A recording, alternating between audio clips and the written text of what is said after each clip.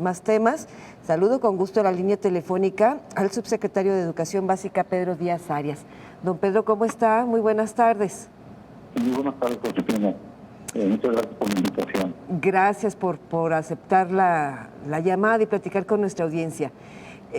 Ahora sí que, como dice el clásico, vamos por partes. ¿Cuándo termina el calendario, subsecretario? El ciclo escolar aquí en Jalisco se cierra el día 15 del próximo mes de julio. Pero previo a eso habrá algunas actividades específicas, ya no para la totalidad del alumnado.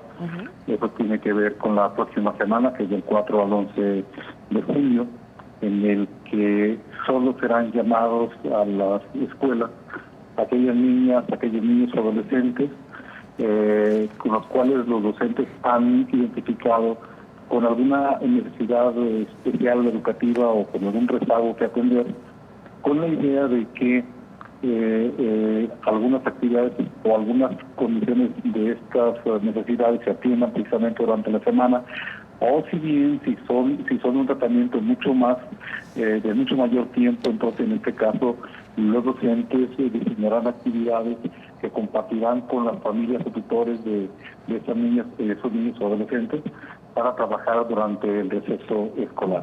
Entonces del 4 al 8, estarán asistiendo educandos con estas necesidades, y del 11 al 15 en cada escuela se desarrollarán reuniones con padres de familia para platicar con ellos acerca del resultado del ciclo escolar con cada uno de sus hijos. Esas son las actividades previas al 15 de julio, que es cuando cerramos el ciclo escolar. Es decir, subsecretario, que quienes no tengan rezagos ya terminaron, porque la semana que entra van las niñas y niños que tienen algún rezago educativo y luego la siguiente semana platican con padres de familias. Exactamente, el día de mañana sería para la mayoría de los alumnos su último día del ciclo escolar. Previo hicimos una revisión, un análisis de los días que hemos trabajado, y particularmente aquí en Jalisco y de manera presencial.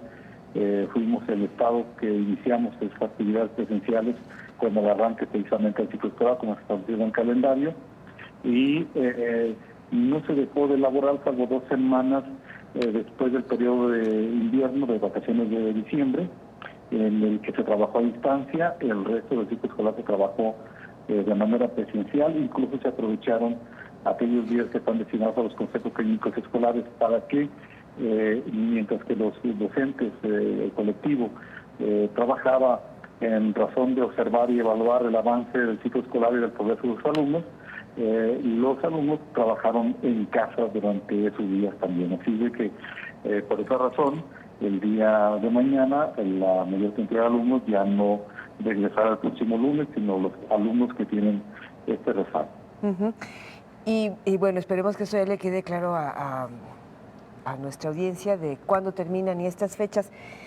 Preguntarle también, ¿tienen alguna medición en la Secretaría de Educación Jalisco, don Pedro, para, pues ya tenemos varios años que nuestras niñas y niños ya no reprueban, y esto se reafirma recientemente? ¿Cómo va el nivel educativo en Jalisco después de que se toma esta decisión? Mira, precisamente con el inicio del siguiente ciclo escolar está previsto realizar una evaluación diagnóstica con la idea de que todos los educandos de la educación básica, valga la redundancia, lo lleven a cabo con la idea de recabar información precisamente con varias intenciones. La primera es precisamente detectar a aquellas niñas, niños y adolescentes que no lograron una calificación, porque esa parte creo que la comentó Josefina aquí en el auditorio, respecto de ese tema de la no reprobación. Entonces, es detectar en todos los alumnos aquellos aspectos que tendrían que abordarse de una manera más puntual en el primer periodo del ciclo escolar, esto es entre septiembre y noviembre, con la idea de que los alumnos recuperen los aprendizajes que por alguna razón no lo hayan logrado durante el ciclo escolar en turno o en este ciclo escolar, y puedan transitar de una manera ordinaria, normal, en la educación básica. Y también pues con la idea de identificar y prevenir un posible abandono escolar porque los alumnos sientan que no logran efectivamente sus aprendizajes. Entonces, es una parte. Y la otra que tiene con la no reprobación. Es cierto que esto es producto de la pandemia. No tiene un antecedente anterior a la pandemia, sino es producto de esa.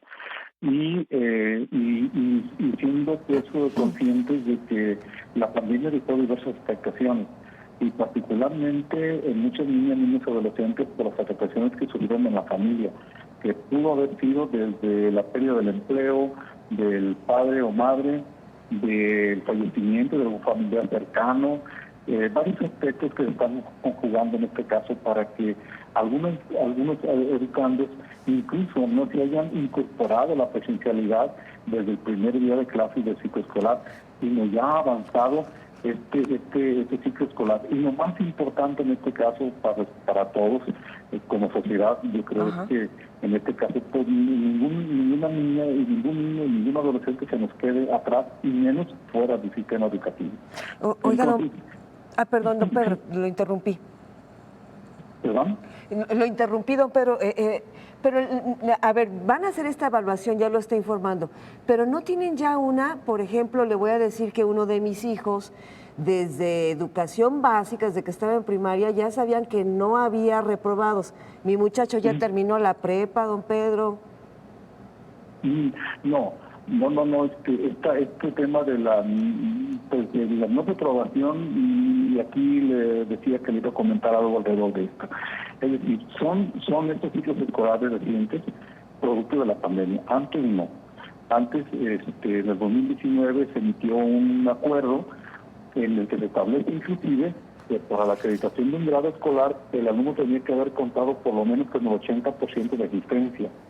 Y eso aplicó hasta el momento en que aparece la pandemia.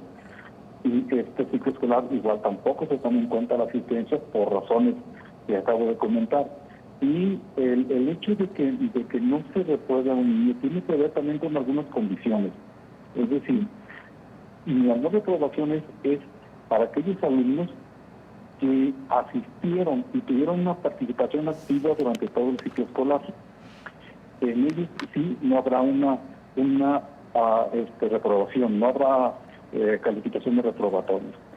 Pero habrá niños o adolescentes que aún habiendo estado de manera permanente en el ciclo escolar no tuvieron una participación suficiente y no tiene el docente elementos suficientes para evaluar y asignar una calificación. Si en este caso se encuentran algunos niños y niñas y adolescentes, entonces no se asignará una calificación. No se reprobará, pero no se asignará una calificación. Con la idea de que durante el receso escolar y particularmente en el primer periodo del siguiente ciclo escolar hay una intervención directa con esos niños para recuperarlos y que logren una calificación que les permita transitar en el grado siguiente en el próximo ciclo escolar. Muy bien. Entonces, no es que se les esté también regalando la calificación como se ha interpretado en cierto sentido. Es que esos niños, si no hay información para evaluarlos, no tendrán una calificación, no será asignado ni 6. Ahí se pondrá, se cancelará el espacio de la calificación y se pondrá una información, una leyenda, en este caso para los padres de familia, que puede ser información insuficiente o no hay información en este caso para poder evaluar. En menos de un minuto, por favor, subsecretario, dígale a nuestra audiencia qué reportes nuevos tienen ustedes ahí en la Secretaría de Educación en torno a este maestro acusado presuntamente de abusar de menores de edad, de niñas y niños, allá en el municipio de San Ignacio Cerro Gordo, por favor. Bueno, que desde un principio que se tuvo conocimiento de este hecho, se implementó, se activó el protocolo correspondiente. El maestro fue separado de inmediato que se tuvo ese conocimiento, fue separado de cualquier contacto con niñas y niños en esa escuela primaria y se sigue en este caso el procedimiento correspondiente de todo el protocolo a través del órgano interno de control, que como ya hemos explicado, para evitar cualquier suspicacia alrededor de esto, el órgano interno de control no depende de la Secretaría de Educación, sino de la Contraloría del Estado, Josefina. Estaremos muy... Es independiente, perdón, Sí. es independiente de que también por parte de la Fiscalía sigan ellos su proceso. En la parte de la Secretaría de Educación está ingresado en el órgano interno de control en espera de una determinación. Le agradezco mucho que platique con nuestra audiencia y me da gusto saludarle y hasta muy pronto, don Pedro Díaz Arias, subsecretario de Educación Básica. Y muchas gracias, Josefina. Un saludo para usted y su audiencia. Hasta pronto, muchísimas gracias. Son